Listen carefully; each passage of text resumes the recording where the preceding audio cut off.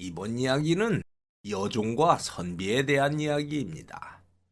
어떤 여종이 선비와 인연이 되었는데 그 여종이 선비에게 반해서 밤마다 선비의 집으로 가서 뭔가를 줍니다. 헌데 그것을 주려고 여종이 곤장을 자처해서 맞는 일까지 벌어지는데요. 그 기막힌 이야기 시작하겠습니다. 옛날 함경도에 있는 어느 고을에 김덕성이라는 이름을 가진 가난한 선비가 살고 있었습니다. 김선비에게는 아내가 있었는데 그만 병으로 세상을 떠나서 외롭게 살고 있었습니다. 그렇게 외로운 데다가 살림마저 궁핍한 생활이었지만 어렵게 살며 과거 시험을 보려고 열심히 공부를 했습니다. 자왈 인지 과야는 가거기 당하니 간가면 사지니라.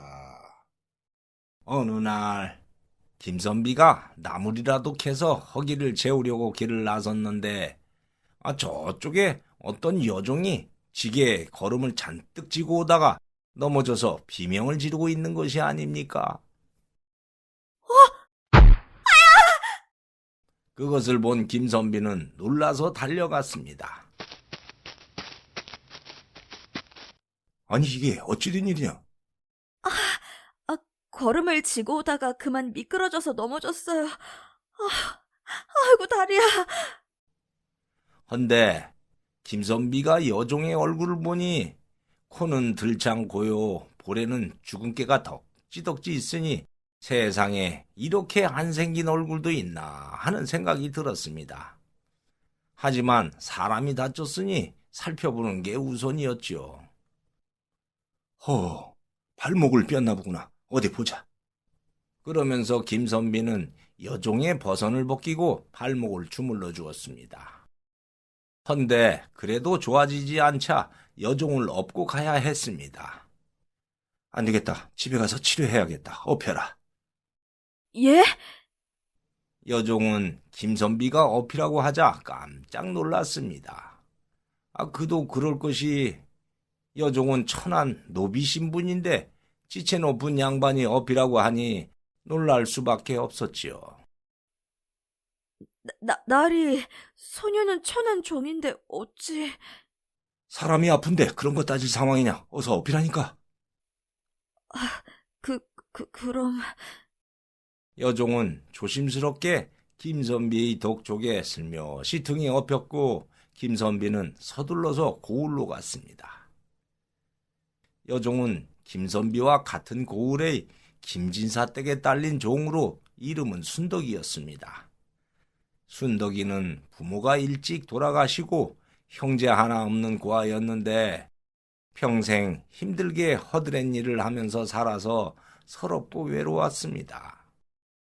근데 이렇게 양반의 등에 업혀가니 이게 도대체 어떻게 된 일인지 어리둥절했습니다. 거기다가 허우대 좋은 선비의 등에 업히니 정신이 아득해지고 그만 온몸이 녹작지근하게 풀려버리는 것이었습니다. 그것은 순덕이가 태어나서 처음으로 겪어보는 이상한 감정이라 그만 가슴이 콩당콩당하며 뛰는 것이 아닙니까? 어쨌든 그렇게 김선비는 순덕이를 업고 집으로 갔습니다. 집에 도착한 김선비는 순덕이를 방에 뛴 다음에 의서를 읽었던 지식으로 다음과 같이 물었습니다. 평소에 벌에 쏘여본 적이 있느냐? 예, 가끔 쏘였습니다. 쏘인 후에 부작용은 없었느냐? 하루 지나고 나면 괜찮았습니다. 그럼 벌독에 알레르기는 없구나. 잠깐 있어봐라. 그러면서 밖으로 나가 꿀벌을 2마리 잡아와서 꿀벌의 침을 발목에 대는 것이 아닙니까? 그걸 본 순덕이는 깜짝 놀랐죠. 나리, 그 벌침을 발목에 쏘이려고 하는 건가요? 예로부터 독은 독으로 풀어야 한다고 했다.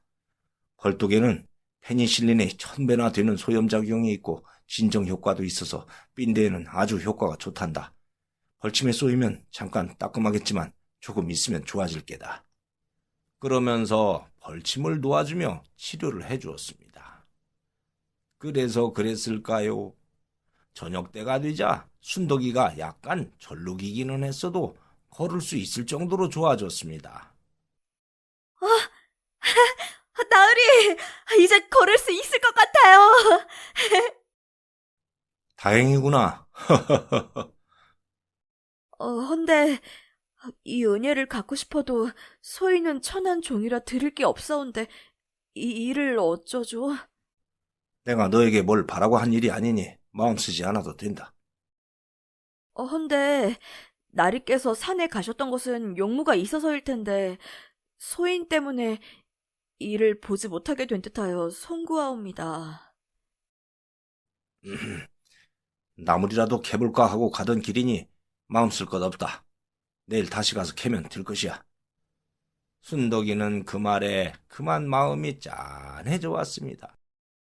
아까부터 김선비의 옷차림을 보니 여기저기 꿰매고 남루한 데다가 나물로 배를 채울 정도로 살림이 어려운 것이 뻔히 눈에 보이니 어찌 짠해지지 않을 수 있었을까요? 고맙습니다, 나으리. 그럼 소녀 이만 가보겠습니다. 안녕히 계십시오. 그렇게 순덕이는 인사를 하고 갔지요. 김진사댁으로 돌아간 순덕이는 생전 처음 느낀 김선비의 다정함에 그만 자꾸 마음이 그쪽으로 가는 것이었습니다.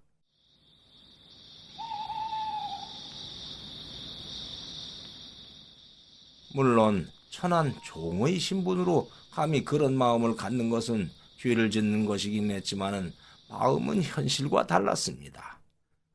그래서 시간이 날 때마다 담장 너머로 와서 몰래 김선비의 모습을 훔쳐보곤 했지요.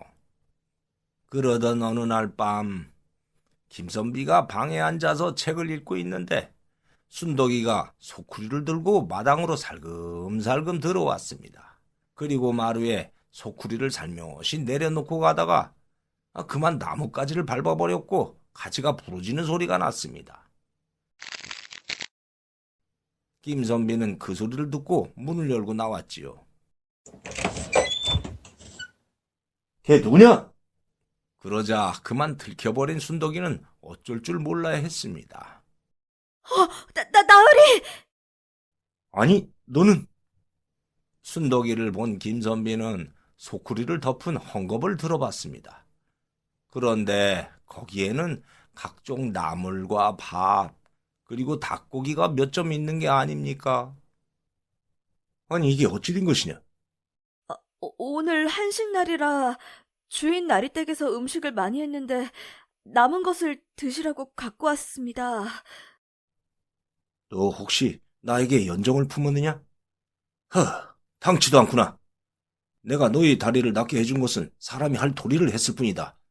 그리고 너와 나는 신분이 다른데 어찌 감히 나에게 그런 감정을 가졌단 말이냐? 다시는 내 앞에 나타나지 말거라. 어서 썩 가지 못하겠느냐? 알겠습니다, 나리.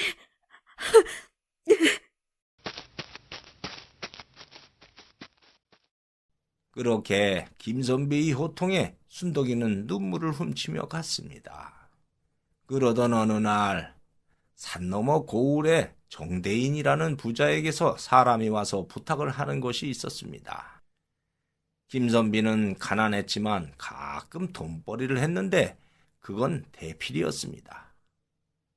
조선시대에는 백성들에게 각종 소송권이 생기면 단원서를 관아에 올려서 억울함을 호소하곤 했습니다. 그 단원서를 대신 써주고 돈을 받는 일을 하는 사람을 외지부라고 불렀지요. 요즘으로 치면 사설 변호사나 법무사 같은 일을 하는 셈이었는데 김선비에게도 가끔 그 일이 들어왔고 김선비는 대피를 해주며 생활비를 충당해왔습니다. 정대인은 무역을 해서 큰 부자가 된 사람이었는데 그만 이번에 한양으로 보낸 물건이 잘못돼서 소송에 휘말려 김선비에게 사람을 보내 대피를 부탁한 것이었습니다. 그래서 김선비는 현감에게 올릴 탄원서를 이치에 맞게 써서 정대인에게 갖고 가서 보여줬습니다. 소문대로 아주 잘 썼구만. 이 정도 그리면은 현감께서 나에게 이로운 판결을 내릴 게야. 이번 송사는 이긴 것이나 다름없네. 옆에 있던 정대인의 외동딸 연진왕자도 김선비의 글을 읽고 감탄을 했습니다. 어머, 정말 이 글을 읽으면 누구라도 아버님 편이 되겠어요. 김선비님, 어쩌면 이렇게 글을 이치에 맞도록 잘 쓰세요? 그저 평소에 갈고 닦은 대로 썼을 뿐입니다. 자, 이건 수고빌세. 김선비가 그렇게 수고비를 받는데 마음은 다른 곳으로 가는 것이 아닙니까? 아내가 떠난 후 오랫동안 홀로 살아서였는지 연진왕자의 아리따운 자태를 보고 그만 한눈에 반해버린 것이 그것이었습니다. 그리고 정대인의 집을 나와서 걷는데 눈앞에 연진왕자의 모습이 계속 어른거리며 사라지지 않는 것이었습니다. 세상에 저렇게 아리따운 낭자가 있었다니. 그렇게 온통 연진왕자에게 마음을 빼앗겨 버렸는데 한 달이 흘러 정대인의 집에서 연락이 왔습니다. 소송에 이겨서 보너스를 줄 테니 오라는 것이었죠. 그래서 정대인의 집으로 가서 보너스를 받고 나오는데 마당에서 연진왕자가 기다렸다는 듯이 관심을 보이는 것이었습니다. 선비님의 글 때문에 아버님이 송사에서 이겨서 소녀 너무 기쁩니다. 과찬이십니다. 인물도 잘나시고 헌데 왜 제가를 안 하세요? 과거 급제를 목표로 세운 선비가 아녀자를 생각하는 건 순서가 아니라고 생각해서 제가를 미루고 있습니다. 어머, 의지도 대단하시네요. 꼭 과거 급제하기를 기원할게요. 김선비는 연진왕자의 그 말에 더욱더 기뻤습니다. 그래서 속으로 이렇게 생각했지요. 연진왕자도 나에게 연정을 품고 있구나. 그래, 열심히 공부해서 과거 급제를 하자. 그리고 연진왕자에게 청혼을 하면 내 청을 들어줄 거야. 그래서 더욱더 과거 공부에 매진했지요. 그런데 몇 달이 흐르자 정대인으로부터 받은 돈이 떨어져 버렸습니다. 과거 공부를 하려면 책을 더 사서 봐야 하고 글씨 쓰는 연습을 하려면 소위 지필묵이라고 하는 종이와 먹, 붓이 있어야 하는데 그동안 생계를 이어가는데 다 써버려서 공부를 더 하기 어려워진 것이었습니다. 그나마 가끔 대필을 해주며 그 돈으로 살아왔는데 하필이면 그때 조정에서 송사를 대필해주는 일도 법으로 금지해버려서 대필로 돈을 버는 일도 할 수 없게 되어버렸습니다. 책 살 돈도 글을 쓸 종이 한 장 살 돈도 없다니 이래서야 어떻게 과거 공부를 할 수 있단 말인가. 김선비는 그렇게 한탄했지요. 그렇게 낙심하며 나날을 보내던 어느 날 밤 김선비가 뒷간에 가려고 방에서 나오는데 마루에 종이, 벼루, 먹 이런 것이 있고 엽전도 여러 개 있는 것이 아닙니까? 아니, 이건 돈과 지필묵이잖아. 이것들이 왜 여기에 있지? 그러면서 마당을 보니 처녀들이 머리에 장식하는 댕기가 떨어져 있는 것이 보였습니다. 마당에 댕기가 있네? 그래서 댕기를 주워서 달빛에 비춰봤습니다. 댕기는 고급 비단에 알록달록하게 무늬가 들어간 것이었는데 부잣집 낭자가 아니고는 머리에 치장할 수 없는 명품 댕기였습니다. 이런 댕기는 부잣집 처녀가 아니면 할 수 없는 것인데. 연진왕자가 내 공부를 위해 돈과 지필묵을 놓고 가다가 댕기를 떨어뜨렸구나. 낭자 고맙소. 내 이 돈으로 책을 사서 혼신의 노력으로 공부하겠소. 그리고 꼭 과거 급제를 해서 낭자를 찾아가겠소. 연진왕자. 김선비는 그렇게 다짐을 하며 눈물을 흘렸습니다. 그리고 열심히 공부한 다음 과거 시험 날이 다가오자 시험을 보러 한양으로 갔습니다. 그런데 안타깝게도 그만 과거에 낙방을 하고 말았습니다. 그래서 주막집에서 홀로 술을 마셨지요. 낙방을 하다니. 이게 무슨 꼴이란 말인가. 하지만 다음 해에 열릴 시험에 다시 도전해서 꼭 과거 급제를 하자.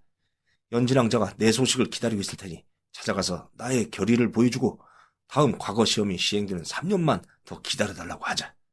김선비는 그렇게 결심하고 연진왕자를 찾아갔습니다. 정대인의 집으로 간 김선비는 안채마당에서 연진왕자를 만나 이렇게 말했습니다. 연진왕자, 어머, 웬일이세요? 이번에 과거 시험에 낙방했지만 다음엔 꼭 급제를 하겠소. 급제를 하면 연진왕자에게 청혼을 할 테니 그때 나의 청혼을 받아주시오. 네? 아, 그게 무슨 말씀인지요? 소녀는 선배님께 아무런 마음도 없었습니다. 예? 그리고 선배님이 글을 나름대로 써서 명문가 집안인 줄 알았는데 알고 보니 집안도 별로이고 찢어지게 가난하더군요. 거기에다 한 번 떨어진 실력이 다시 도전한다고 급제하겠어요? 소녀는 참판대감의 도령과 혼례를 올리기로 했어요. 오해를 해도 단단히 하셨네요. 그럼 저희 집 마루에 돈과 지필목을 놓고 간 것은 왜 그랬던 거지요? 예? 무슨 말씀이신죠? 저는 그런 걸 갖다 놓은 적이 없습니다. 예? 하면 그날 마당에 떨어뜨린 이 댕기는 낭자의 것이 아니란 말이요? 이 댕기는 제 것이 아닌데요? 예? 미안합니다. 그만 가주세요. 그 말에 김선비는 하늘이 무너지는 것 같았습니다. 그렇게 집으로 돌아온 김선비는 허탈하게 마루에 앉아서 자책을 했습니다. 내가 잘못 알고 있었구나. 그래, 참판댁 도령과 혼인할 여자가 나를 남편감으로 생각할 리가 없지. 모든 것이 헛되구나. 그러다가 문득 이런 생각이 들었습니다. 헌데 그 댕기가 연진왕자 것이 아니라면 그날 밤에 돈과 지필목을 놓고 간 것은 누구지? 혹시 순덕이가 놓고 갔나? 아니야. 천한 여종이 그런 댕기를 할 수 없어. 순덕이는 아니야. 그러면 도대체 누구지? 김선비는 아무리 생각해봐도 누군지 알 수가 없었습니다. 어쨌든 김선비는 연진왕자에게 당한 시련 때문에 도무지 세상을 살아갈 의욕이 사라져버렸습니다. 그래서 과거 시험이고 뭐고 내팽개치고 매일 외상술을 받아다가 마시며 좌절을 했지요. 그러던 어느 날 밤 순덕이가 소쿠리를 들고 살금살금 마당으로 들어와서 마루에 조용히 놓는 것이었습니다. 그리고 가려는데 그때 마실을 갖다가 늦게 돌아오던 김선비에게 그만 들켜버렸습니다. 거기 누구냐? 나으리. 아니, 너는 순덕이 아니냐?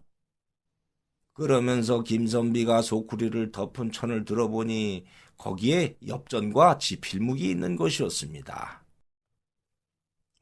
이것들은 너 혹시 오래전에 마루에 돈과 지필묵을 놓고 간 것도 네가 한 짓이냐? 예. 내 너에게 다시는 오지 말라고 일렀거늘 또 그런 짓을 했느냐? 죄송합니다, 나으리. 닥쳐라! 네가 날 어찌 보고 이런 맹랑한 행동을 자꾸 하느냐? 저것들을 모두 들고 쏙 나가고 다시는 내 집에 오지 말거라. 또 온다면은 그때는 관아에 알려서 잡아가도록 하겠다. 예, 나으리. 순덕이는 김선비의 호통에 소쿠리를 들고 돌아서서 쌀이문 쪽으로 걸었습니다. 그런데 김선비가 보니 순덕이가 다리를 절룩이는 것이 아닙니까? 거기에다 엉덩이에 하얀 적삼에 검붉은 피가 적셔져서 끈적끈적하게 붙어있는 것도 보였습니다. 아니, 엉덩이에 피가 묻어있지 않느냐? 그리고 다리는 나왔었는데 왜 또 절룩이는 게냐? 나으리, 그게... 사실대로 말하지 못하겠느냐? 김선비의 호통에 순덕이는 머뭇거리다가 그동안 있었던 사연을 말하는 것이었습니다. 순덕이는 김선비로부터 호되게 꾸지람을 들은 후 가까이 가는 것을 삼가하고 있었는데 김진사의 여조카가 한동안 진사의 집에 머무르려고 왔습니다. 그래서 순덕이가 조카의 몸종일을 하게 되었는데 조카가 순덕이를 어찌나 아껴주었던지 자기가 쓰던 비단댕기를 주었습니다. 그리고 순덕이는 김선비가 책과 지필목을 살 돈도 없어서 과공부를 하지 못해 절망하고 있다는 얘기를 듣게 되었습니다. 그러자 다시는 김선비에게 가지 않겠다고 다짐했지만 걱정이 되어 잠을 이룰 수가 없었습니다. 그래서 안방마님이 가끔 주는 엽전을 한 푼 두 푼 모은 것하고 지필목을 김선비의 마루에 몰래 놓고 가다가 그만 비단댕기를 떨어뜨렸던 것이었습니다. 그리고 김선비는 그 비단댕기를 연진왕자의 것이라고 오해를 했던 것이지요. 그런데 어느 날 김진사가 당파 싸움에 휘말려 하루아침에 몰락하는 일이 벌어져 버렸습니다. 그러자 김진사는 관군이 들이닥치기 전에 하인들의 종문서를 없애고 평민으로 신분을 면천해 준 다음에 모두 떠나라는 선심을 베풀었습니다. 그래서 순덕이는 김진사 댁을 나왔지만 갈 곳도 없어서 이 집 저 집을 떠돌아다니며 허드렛 일을 해주고 먹고 살았습니다. 그러면서도 순덕이는 김선비가 과거 시험에 떨어진 후에 절망하고 있다는 소문을 듣고 어떻게든 도와주고 싶었지만은 자기도 떠돌며 입에 불칠을 하기도 어려운 입장이라 안타까워할 수밖에 없었습니다. 그러던 어느 날 다음과 같은 소문이 들려왔습니다. 산 너머 고을에 사는 최부자의 아시마님이 뜻하지 않은 죄를 지어 관아에서 곤장을 맞게 되었는데 대신 맞아줄 안악을 찾는다는 소문이었습니다. 그 시절에는 죄를 지은 사람이 곤장을 맞게 되었을 때 다른 사람이 돈을 받고 대신 곤장을 맞아주는 일이 번번이 있었지요. 그것을 이름하여 매품팔이라고 했습니다. 그래서 순덕이는 자청에서 아시마님 대신 곤장을 맞은 후에 최부자에게 그 대가로 돈을 받았습니다. 그럼 그렇게 받은 돈으로 저 지필목을 산 것이냐? 예, 그래서 옷에 이렇게 피가 찐득찐득하게 배어 있는 거냐? 예.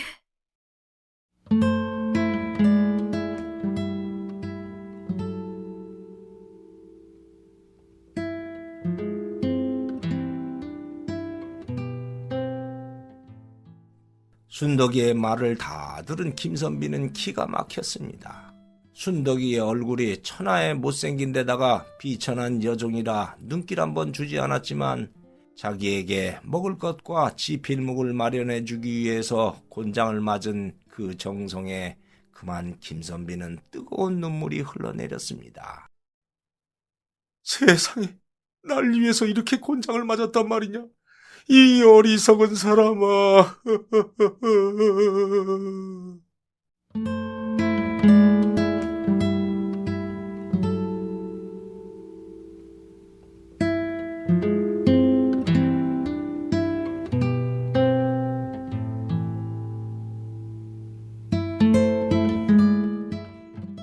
김선비는 그동안 연진왕자의 외모에 반해서 헛된 사랑을 꿈꾸었던 자신이 한없이 어리석어 보였습니다.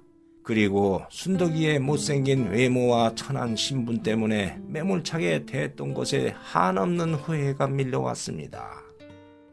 김선비는 비로소 진실한 사랑이란 외모와 신분이 아니라 마음에 있는 것이라는 것을 깨달았습니다. 순덕아, 너의 그 마음을 모르고 매몰차게 했던 이 어리석은 날 용서해다오. 나으리. 소녀는 부모님이 일찍 돌아가시고 고아로 살아와서 너무 외로웠습니다. 그런데 그날 나으리께서 다리를 주물러 주었을 때 태어나서 처음으로 혼자가 아니라는 생각이 들었습니다.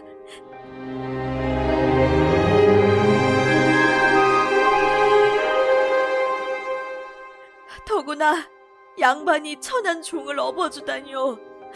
소녀는 그런 따뜻함을 받은 적이 없었습니다. 그것에 비해 소녀가 맞은 곤장은 아무것도 아닙니다. 나으리의 고마움을 갚는 일이라면 곤장을 100번, 1000번 맞아도 괜찮습니다. 순덕아, 너의 그 마음을 모르고 허상을 쫓은 내가 어리석었다.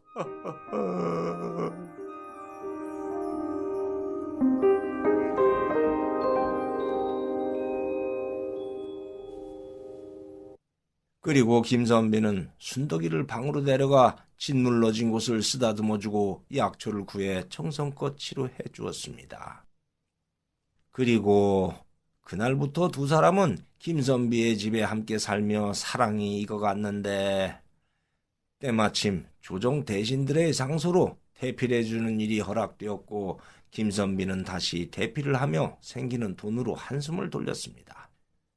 그래서 열심히 과거 시험 공부를 했고 순덕이는 이것저것 뒷바라지를 해주었습니다. 그 결과 김선비는 드디어 과거급제를 했습니다.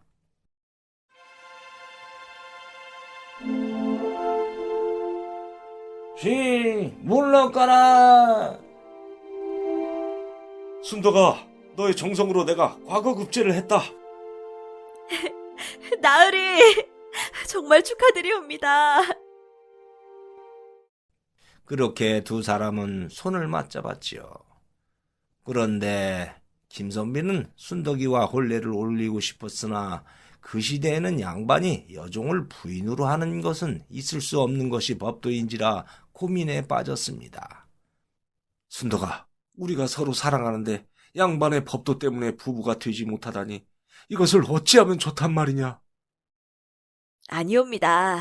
이제 관직으로 가실 터이니 나리께 맞는 분과 함께 여생을 사셔야죠. 그동안 소녀는 나리와 함께 있었던 것만으로도 감개무량했고 행복해서 더 바랄 것이 없사옵니다. 아니다. 과거급제를 했다고 해서 너와 헤어지는 건 금수보다 못한 짓이다. 그렇게 김선비가 고민에 빠져 있는데 임금님이 두 사람의 아름다운 이야기를 알게 되어서 순덕이의 신분을 평민에서 양반으로 승격을 시켜주었습니다. 그래서 김선비와 순덕이는 정식으로 부부가 되어 행복하게 살았다고 합니다.